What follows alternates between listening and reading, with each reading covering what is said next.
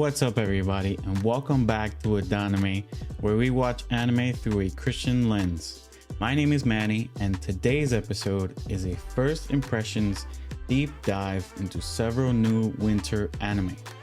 This winter 2026 anime season is absolutely stacked this year.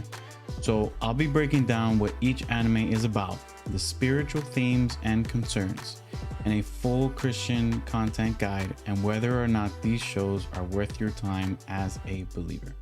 So without further ado, let's get right into it. First one up, anime called Sentenced to be a Hero. So this anime falls under action, adventure, and fantasy, and it's rated 17 plus. That's the age rating. So just a little bit about this anime. In this world, being labeled a hero is actually the worst punishment imaginable.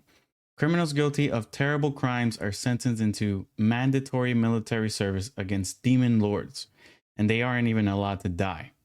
And if they're killed, they're resurrected and forced back into battle. Xylo Forbarts, who is the main character, he is the former head of the Order of Holy Knights and leads a small unit on the front lines.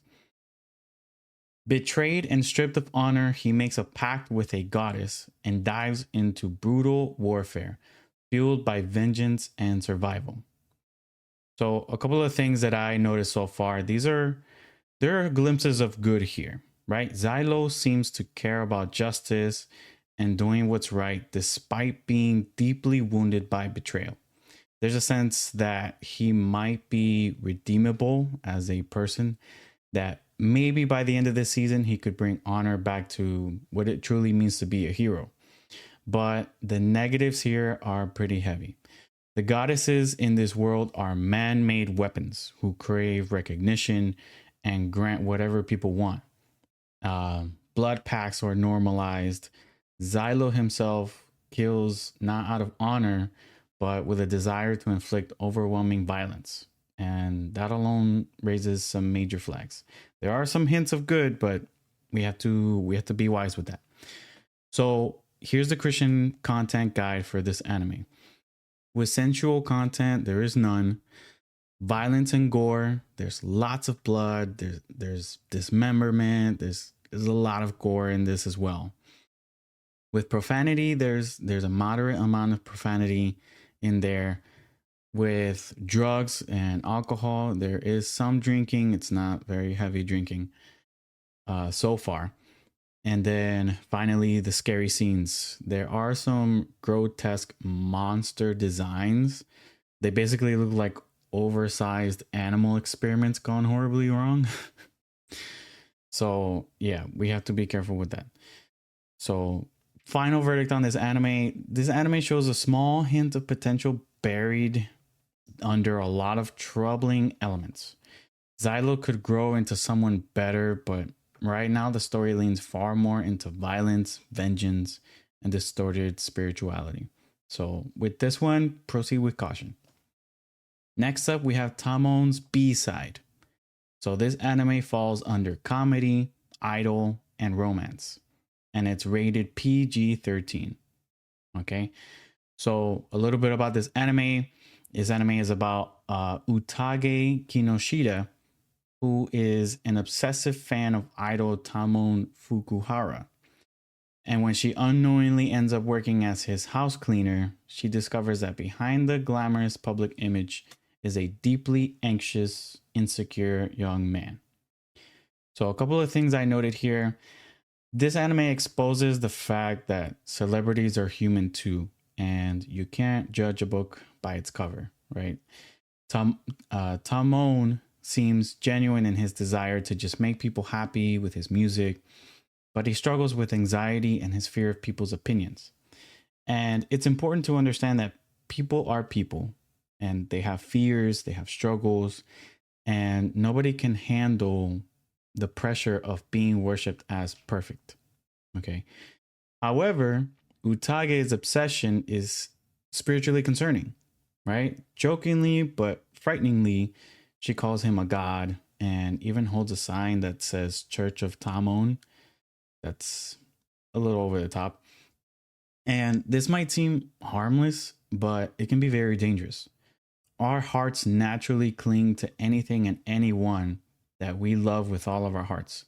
And it's important to cling to the one who holds our heart together. Idol worship is like admiring gold that's actually made of plastic. It's worthless. God is the only person worth clinging our hearts to. He is the fountain of life that will forever satisfy our hearts with a reciprocated love. That's important. It's a reciprocated love because idol worship is a one sided love. All right. So, the Christian content guide for this anime, for sensual content, there are some inappropriate and misunderstood flirting here.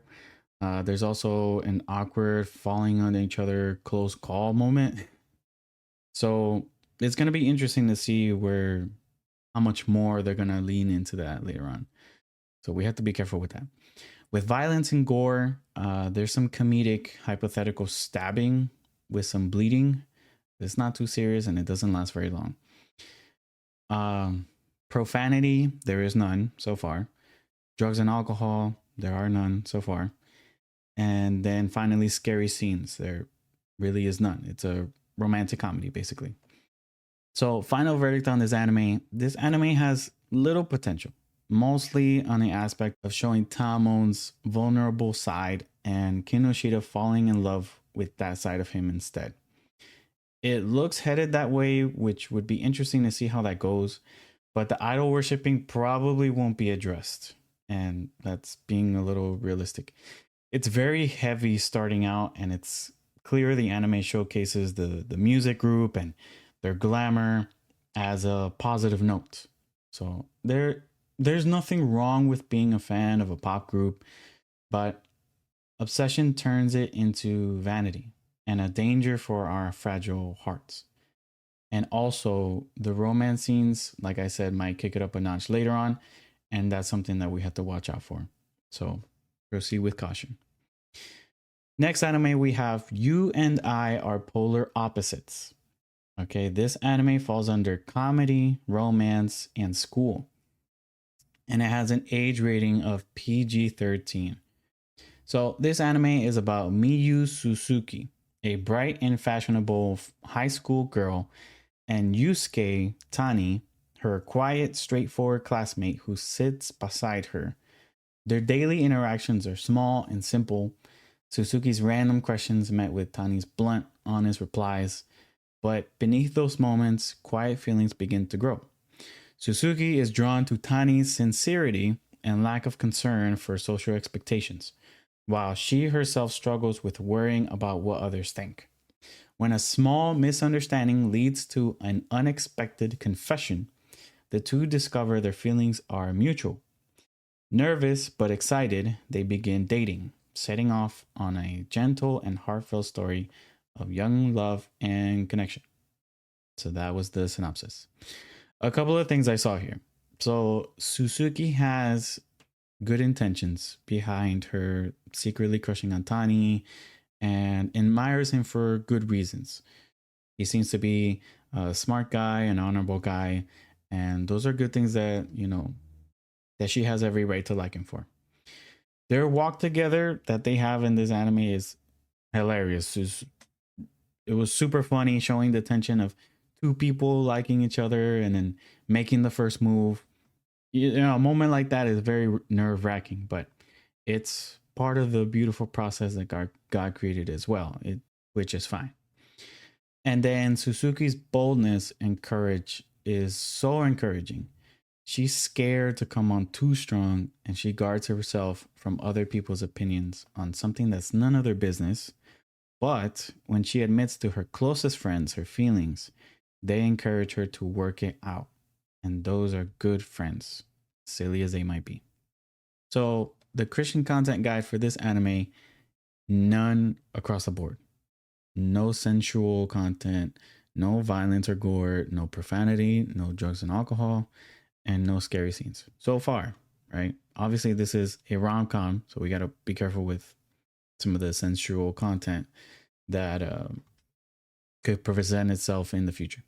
So final verdict for this anime. This anime was a joy to watch. It's very clean so far. It has great comedy. It shows a lot of good spiritual qualities that could benefit us as Christians. We can't get ahead of ourselves. And I'm speaking to myself mostly because I really thoroughly enjoyed watching this anime. So we have to be wise with rom-com anime. If you're not new to the anime world, you know why. And I will admit that Tani was surprisingly quick to cling to her. That was a pretty, fast move. So we have to watch out with how far the romance will go. And as believers, it's important to keep our hearts guarded from premature romance that leads to unwise decisions and unhealthy relationships. That's the wisest thing to do. But so far, it has a pretty good start. Next one on the list, we have Shiboyugi, playing death games to put food on the table. This one's very interesting. So this anime falls under action, high stakes game, and suspense. And it has an age rating of 16 plus. So this anime is about Yuki, a girl who wakes up in a mysterious manner wearing a maid uniform with no idea how she got there. She soon discovers 5 other girls in the same situation, all trapped inside what's known as the Ghost House, a place filled with deadly traps, brutal games, and life or death challenges. So while the situation is terrifying for everyone else, Yuki remains oddly calm. That's because surviving death games isn't new to her. It's her job. As the group fights to stay alive, Yuki's unusual skill set and unsettling normalcy turn a horror scenario into something far more unpredictable. So, yes, a couple of things I saw here. This anime, it forces some really hard moral questions. Okay, but the core problem is that Yuki willingly chooses this evil system for money, and the rules are used to justify murder. Okay. This directly contrasts with biblical obedience, where we obey God regardless of the consequences. And it's a hard one. This one was a hard one, not gonna lie. So let's go over the Christian content guide for this anime. There are a little bit of sensual content, some suggestive themes. There is for violence and gore, there are very brutal deaths. There's scene of taking one's own life.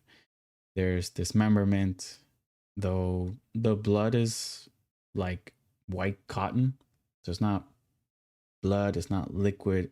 It just looks like white cotton, which is an interesting creative take. There is no profanity so far. There's no drugs and alcohol so far.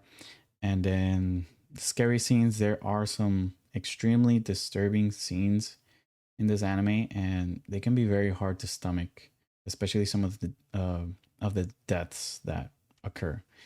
It can be really gruesome. But again, there's no blood, it's just white cotton, but still the screaming and it's can be pretty hard. So, final verdict on this anime. This anime was a tough watch. The deaths and decisions that were made, they were very gruesome, they were very hard, and they were gut wrenching. And God only knows what any of us would do in those situations, right? But I think regardless of the rules, right, as Christians, we're not subject to anything or anyone but Christ. Okay, it reminds me of the story of Shadrach, Meshach, and Abednego, who were given an ultimatum by a king between obeying the rules of the king that were directly against God or death. And I just want to share this quick scripture. Daniel chapter 3, verses 16 through 18. It says, Shadrach, Meshach, and Abednego answered and said to the king, O Nebuchadnezzar, we have no need to answer you in this matter. If this be so, our God whom we serve is able to deliver us from the burning fiery furnace, and he will deliver us out of your hand, O king. But if not, be it known to you, O king, that we will not serve your gods or worship the golden image that you have set up. Okay?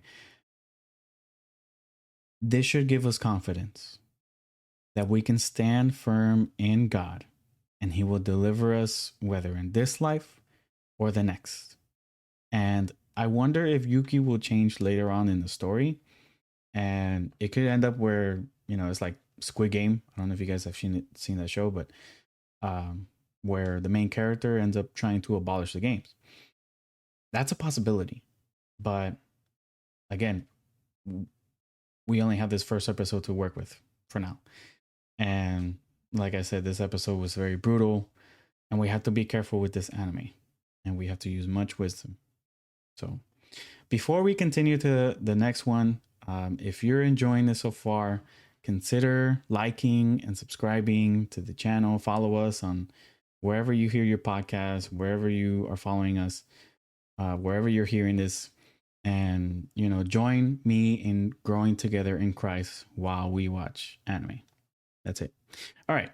Next up, we have Journal with Witch. Okay. So this one falls under drama and josei, and it's rated PG-13. Okay. This anime is about 35-year-old novelist Makio Kodai, who has a strained relationship with her older sister. When her sister and her brother-in-law die in a sudden car accident, Makio unexpectedly reunites with her 15-year-old niece, Asa Takumi, who is left without any relatives willing to take her in. Despite having no experience as a guardian and carrying emotional baggage of her own, Makio decides to take Asa in. As Asa processes her grief and Makio confronts her past, the two learn to live together, slowly forming a bond while trying to find stability and meaning in the midst of loss and uncertainty. All right, so a couple of things I saw here. Makio, in spite of her hatred for her sister and lack of readiness in regards to, you know, taking someone into her home, selflessly offers Asa to stay with her, which is courageous, honorable, and it's a great example for us believers to do the right thing in spite of our feelings and circumstances. Asa is somewhat mentally and emotionally unstable in this moment, but her willingness to take Makio's advice to better process everything, that's also a great example for us. Because when we find ourselves in deeply emotional situations, we must be willing to let others who are genuine in helping us, we have to let them help us. And God will bless that. That is one of the ways that he loves to help us, through others. He promises to walk us through it and mourn with us as well through that process. So the Christian content guide for this anime, it's none across the board. No sensual content, no violence, gore, no profanity, no drugs and alcohol, and no scary scenes. So final verdict for this anime, this anime is very thoughtful and it's very touching. The circumstances presented to both the characters seem to be, you know, beyond their ability to handle on their own. But we already see how the anime is laying out the foundation of what could potentially be a beautiful story about companionship and how it could change the trajectory of our lives for good in spite of tragedy. This can teach us to lean on God, to ask him for guidance and help with bringing people to our lives who will bless us, and in return, we can bless them as well. Experiencing loving companionship is God's will for us as he directs and shapes us through it. And this anime is on its way to represent that. Small note, but why is it called Journal with Witch? We don't know that yet. We'll have to watch out for that, but we have to consider that. But, you know, either way, we'll see how it goes so far. But this anime has incredible potential so far. Next one on the list is In the Clear Moonlit Dusk. This anime falls under romance, school, and shoujo, and it has an age rating of PG-13. So this anime is about Yoi Takiguchi, a girl known at school as the Prince because of her boyish looks and calm, confident demeanor. Used to admiration from afar, Yoi keeps an emotional distance from everyone until she crosses paths with Kohaku Ichimura, the school's other so-called prince, who unexpectedly calls her beautiful. Unlike his reputation, Kohaku is impulsive and unfiltered, and his attention leaves Yoi flustered in a way she's never experienced before. As he becomes the first boy to see her as a girl rather than an image, Yoi struggles to brush off her growing feelings, even as Kohaku steadily stirs her guarded heart. Right? So, a couple of things I see here. Some of the positive. Yoi isn't fond of everyone treating her like a boy. And as you know, she considers herself a normal girl just with boyish features. And I think that's important to understand because, you know, in a culture that tends to define themselves by their outer appearance, we can't let ourselves be caught up in superficial things like that. The reality is that God made her that way, and she can have confidence in that. And she can be glad because it is for his good purpose and will, right? And Joy is very courageous and she stands up for what is right.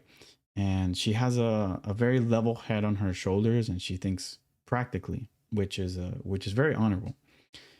On the other hand, something that I noticed, Kohaku is very forward, almost uncomfortably towards Yoi, and her discomfort is very visible. In an anime setting, it may seem dramatic and awe-inspiring, but the reality is that he is overstepping his boundaries with touching her face and picking her up without her permission and barely knowing her in the first place. Not a great example for us, and it looks more like Yoi is fighting temptation against a guy who's mostly stuck on her beauty. So spiritually, it's not a great situation. That's just something that I noted. As for the Christian content guide, so sensual content, there is some flirting, nothing too bad so far, but we have to watch out for that. There is no violence or gore. For profanity, there is some moderate profanity here, so be careful with that. Drugs and alcohol, there's none, and scary scenes there are none. So, final verdict for this anime. This anime can be swoon worthy for most, but it presents us with some spiritual challenges. Yoi is a great influence, regardless of what others think of her, but Kohaku doesn't match that honorable aura. He seems like a guy that just goes for what he wants and doesn't take into account Joy's discomfort. And maybe that will change throughout the anime. Who knows? He could be a very different person by the end of the first season. But it does leave a sense of worry as to how the love story will continue from here. And if Yoi does find good qualities in Kohaku, and if Kohaku learns to treat her with more respect. We'll just have to see. So, next one on the list, Jack of All Trades, Party of None. This anime falls under action, adventure, and fantasy.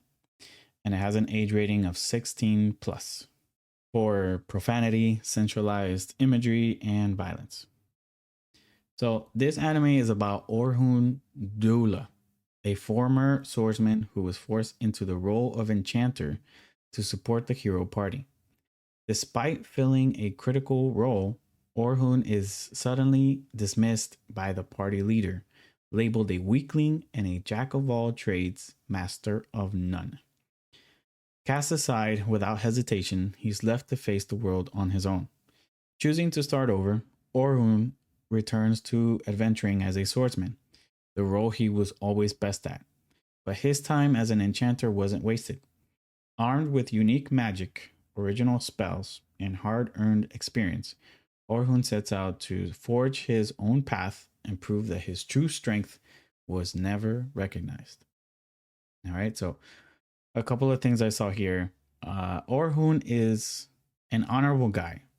He defends the weak and he's very diligent with his work and dedication to improving his skills. Right? He's a great influence so far, and he can encourage us to work hard and to help others always. This is a godly ambition, and we can root this in Jesus as our example for that. The new party that wants to recruit him, they look honorable as well so far. And Orhun gets an opportunity to lead others and teach them how to become stronger, which is a great example as well to build up leadership abilities. So that's great. That it's starting off on the right foot in that sense.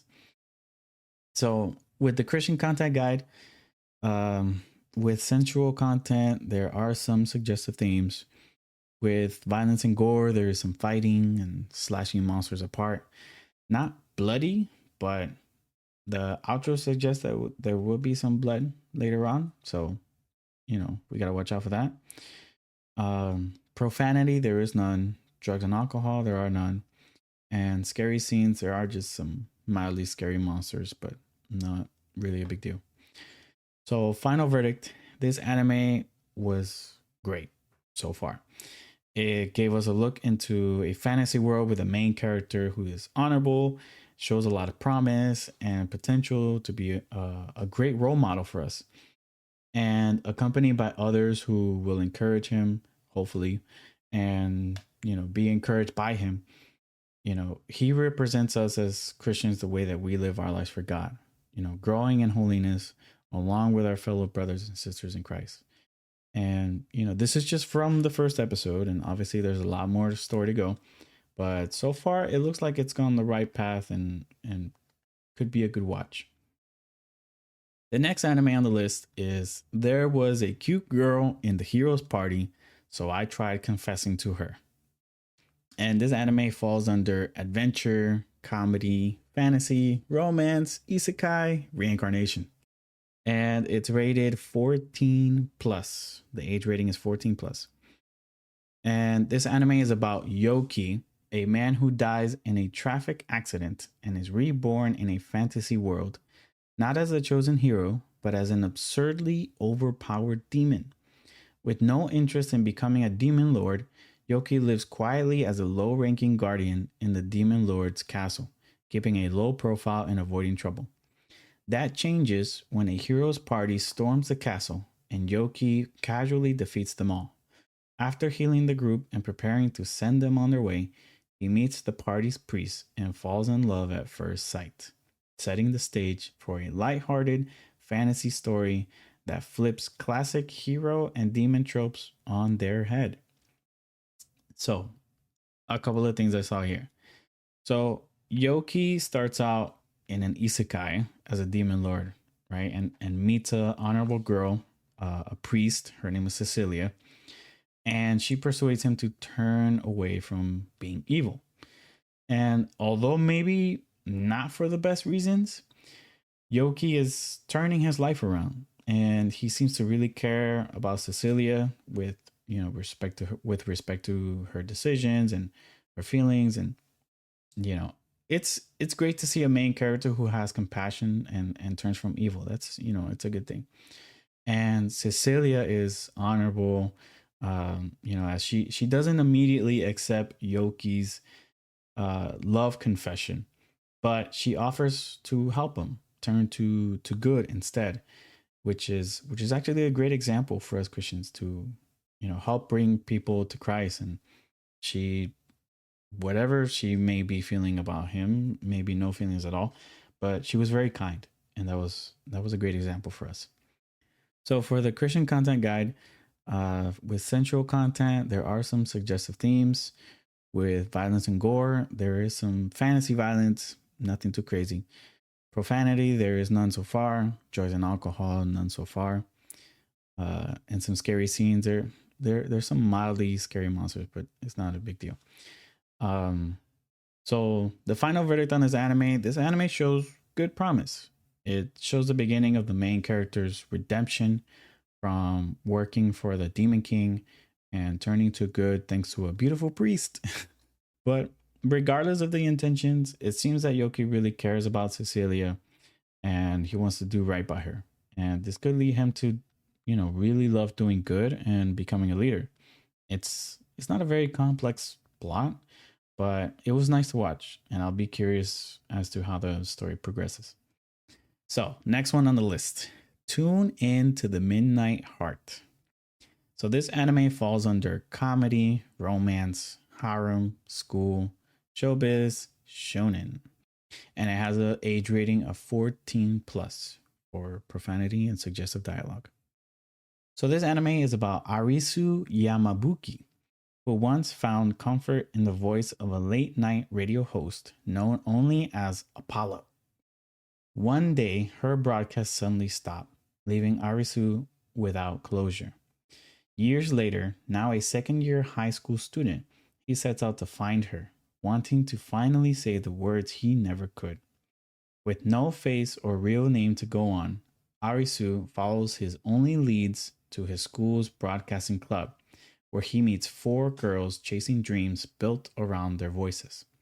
As their paths intertwine, the mystery of Apollo and the future of each of their aspirations begin to unfold. All right. I just have one point here. Arisu shows diligence in finding Apollo. He can get really extreme, but it stems from doing whatever he can to find her, right? And she meant so much to him, and he's kept the faith all this time. And he can actually inspire us to cling to the heartwarming moments that we've had with God, remembering how he saved us, and moments where we felt his presence. And that can encourage us to keep running this race towards Christ until the day that we finally see him face to face. And, we all know that that day is coming soon. So for the Christian content guide for this, sensual content, nothing too concerning so far, but, just some suggestive dialogue, which we have to be careful with. Violence and gore, there are none. Profanity, there's quite a bit of profanity in this one. It was a little offbeat in my opinion, so be careful with that. There's a bit of profanity there. Some drugs and alcohol, there are none. Scary scenes, there are none as well. So final verdict on the anime. This anime grabbed my attention from the first few minutes. I actually know what it's like to cling to someone from a distance that you've never met in person. And as a matter of fact, I'm married to her now. So this one hits home for me a little bit. And the mystery of who Apollo is has me excited to find out. And it was a nice anime to start. But some of the dialogue is a bit uncomfortable. And, sadly, it's a little realistic in this world, to be honest. It's not overwhelming, but so far there's nothing else outside of that that's too alarming. I'll be interested to see if there are any lessons that we can take from this. And, I'll be following this one. Next up, we have Noble Reincarnation. Born blessed, so I'll obtain ultimate power. All right. So this one falls under action, adventure, fantasy, and reincarnation.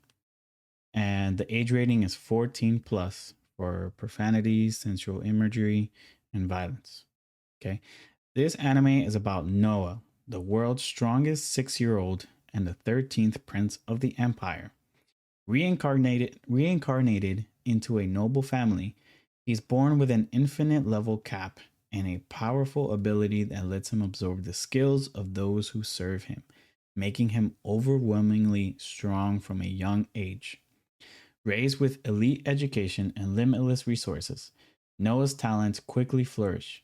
But beneath the elegance of aristocratic life lies a dangerous world of political intrigue, conspiracies, and power struggles, forcing Noah to navigate far more than just battles as he grows into his role. So I just have one point here. Noah is very intelligent. He's very noble, defending the weak and helping others however he can, and, showing honor where it's due. And he uses his power and wealth to help the poor and those he cares about. And so far, that's a great influence for us, to do good as well. As for the Christian content guide, the sensual content, there are some suggestive themes, violence and gore. There is some beheading, some blood. So be careful with that. Profanity, there's none. Drugs and alcohol, none. And scary scenes, none as well. So, final verdict on this anime. This anime boasts a very honorable main character, and that's a great start. It'll be interesting to see if the sword he learns to master has any effect on him, or if he has ulterior motives.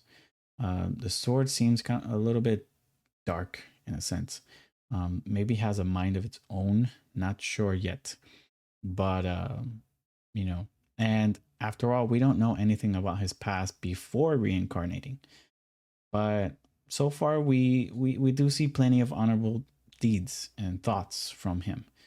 With little to say negatively, it does have some potential to be a good anime to watch. Next up, we have Kunon, the Sorcerer Can See. This one falls under fantasy and has an age rating of 14 plus for violence. So this anime is about Kunon, a boy born blind who dreams of using water magic to create new eyes for himself. Through relentless study and creativity, he quickly surpasses his teacher and continues to develop his abilities at an astonishing pace. Kunon's magic allows him not only to sense colors, but also to craft useful items and even conjure living creations. As word of his ingenuity spreads, his talents catch the attention of the royal court, earning him a place as a disciple of the most powerful magician in the land. But as his journey continues, the question remains: can his impossible dream truly become reality? All right, so a couple of points here. A positive one here: Kunon has a great desire to see, literally, and that leads him to a passion for magic with the hopes of seeing one day. And this is inspiring because it's easy for him to be depressed about his condition, which he was at some point. But when he felt that flicker of hope, he gave it his all, and now he's starting to shine in everything that he does, and he's becoming a blessing to others in the process. And even though we don't know if he'll actually make it happen, a lot of times the most beautiful moments happen in the process, not necessarily at the end of the process. One negative point I did find is the fictional magic, right? It's not a huge deal as long as you take it as fiction and not something to imitate.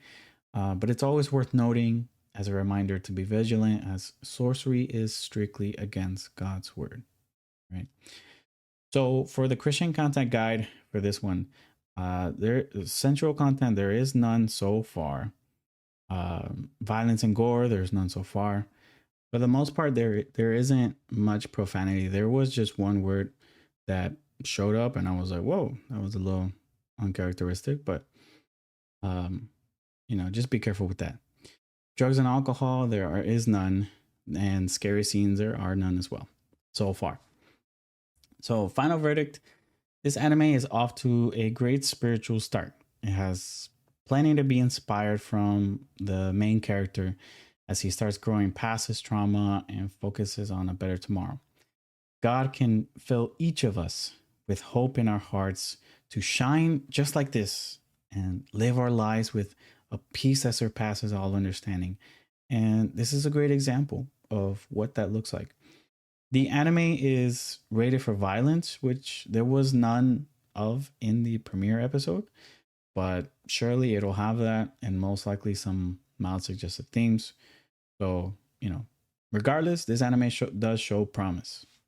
And last but not least, the Holy Grail of Eris. So this anime falls under mystery, supernatural, and villainous, and has an age rating of 14 plus for violence. So this anime is about Constance Grail, the youngest daughter of House Grail, a noble family known for its unwavering commitment to truth and integrity in a world driven by lies and power. Believing firmly in doing what is right, Constance tries to live by her family's ideals, even when noble society proves unforgiving.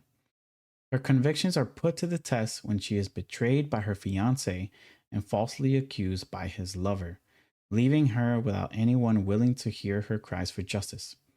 Just as all hope seems lost, Constance is possessed by the spirit of Scarlet Castile, an infamous noblewoman executed years earlier for a crime she insists she never committed.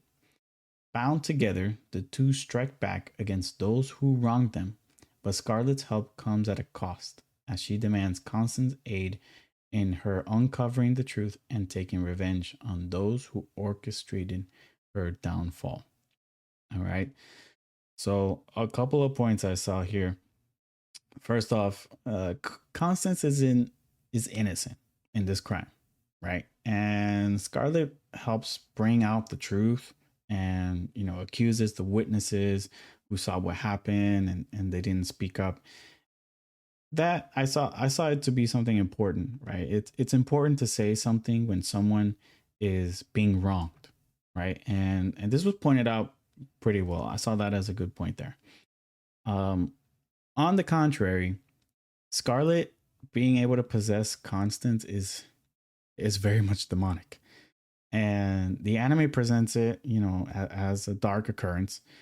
And she's after revenge through Constance. And it's a little disturbing to watch. The whole plot revolves around this. And to be honest, that's a big letdown for us. So, as for the Christian content guide for this anime, sensual content, there is some kissing, there is some suggestive themes, violence and gore, there is some beheading, it can be very bloody, so be careful with that. Profanity, there is none so far. Drugs and alcohol, there's none so far. And scary scenes, they're just there are some scenes that are a little on the dark side. They're a little intense, but it's nothing too bad. So, final verdict for this anime, it was uncomfortable to watch, mainly due to the possession of Constance.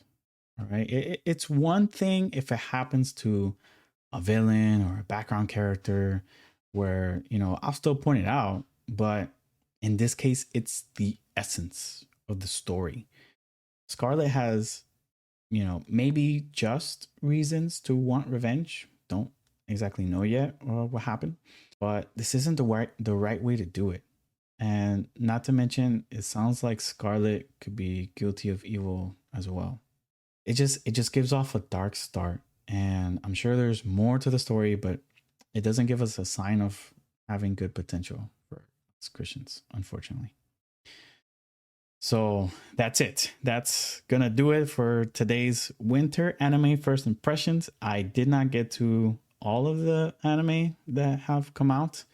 There are a lot. If you have not looked into that, so if there's one that I missed, let me know. Let me know which of these you're watching, which ones I should continue to review. I like to take some of these and watch all the way through, and then I'll create a season 1 review for those. So, and again, if there are any ones that I missed that you think I should review, let me know and I'll be happy to do it. And if this helped you decide what to watch or what to avoid, consider liking this, subscribing, following us, and sharing this with someone who loves anime and just wants to walk wisely with their anime. So that's it, guys. Thank you so much, and I'll see you guys next time.